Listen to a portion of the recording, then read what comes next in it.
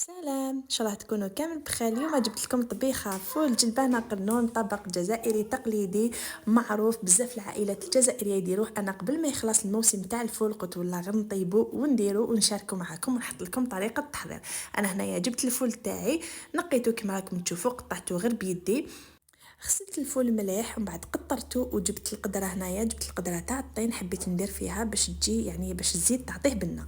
رحت وجدت الدرسه تاعي. بالنسبه للدرسه درست الثوم تاعي في المهراس، زدت عليه من غير فاتحه طماطم مصبره، شويه تاع فلفل الكحل، شويه كزبر، زدت معاهم شويه تاع كريم، بعد حطيت الملح والزيت، ومن بعد كنت قطعت حشيش مقطفه، قطعت يعني قريب ربطه. هنايا كيما على بالكم طبيخه تحب بزاف الحشيش، وحطيتها على نار قليله وخليتها تقلات مليح مليح. بعد ما تقلات مليح وبدا حسيت كشغل هذاك كيما راكم تشوفوا كشغل الفول بدا يذبال، زدت عليه شويه تاع جلبانه، وزدت عليه حبيبات تاع قرنون كانوا عندي، وزدت لها شويه حشيش من الفوق وغطيتها وخليتها طيب.